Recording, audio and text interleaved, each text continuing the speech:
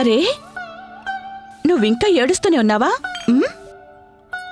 ఆ గోపికలందరూ ఏంటంటున్నారు చెప్పు. ఏంటంటే నా కన్నయ్య శ్రీమన్నారాయణుడి అవతారం అని. దివ్యమైనవాడు, భగవంతుడు. మరి భగవంతుడు ఇంత చిన్న గాయానికి ఏడుస్తాడా చెప్పు? అంతగా ఏం తగల్లేదు నువ్వు ఆ ఊ అనడానికి.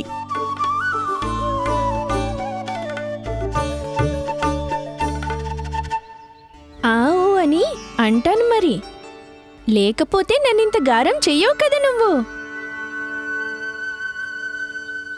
ఓహో, బృందావనానికి గోపాలకుడు ఇంత చిన్న దెబ్బకి ఏడుస్తాడా? లేదు కదా. గోపాలకుడు నాయకుడు ఇంత చిన్న గాయానికి ఏడుస్తాడా? నా కన్నయ్య అందరికంటే శక్తిశాలి కదా. ఇంత చిన్న దెబ్బేంటి? పెద్ద పెద్ద రాక్షసుల్ని చూసినా గాబరాపడడు. ఒక్క దెబ్బతో అంతం చేసేస్తాడు. అవును కదా. అవునమ్మా, మన బృందావనాన్ని ఎవరైనా చెడ్డ దృష్టితో చూశారంటే అందరికన్నా ముందు కన్నయ్యే వాళ్ళ రక్షణార్థం ఉంటాడు. అది ఎవరైనా దూడలా వచ్చినా కొంగలా వచ్చినా సరే.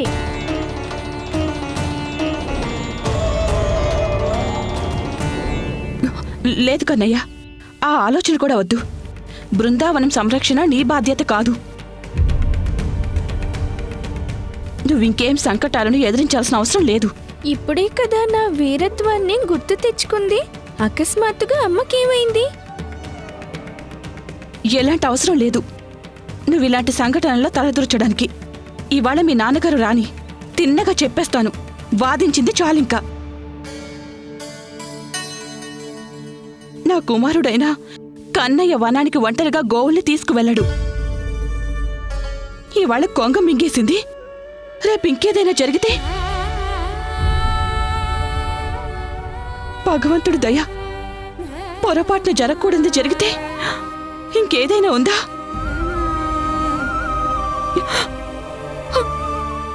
బ్రతికుండగానే నేను చచ్చిపోతాను.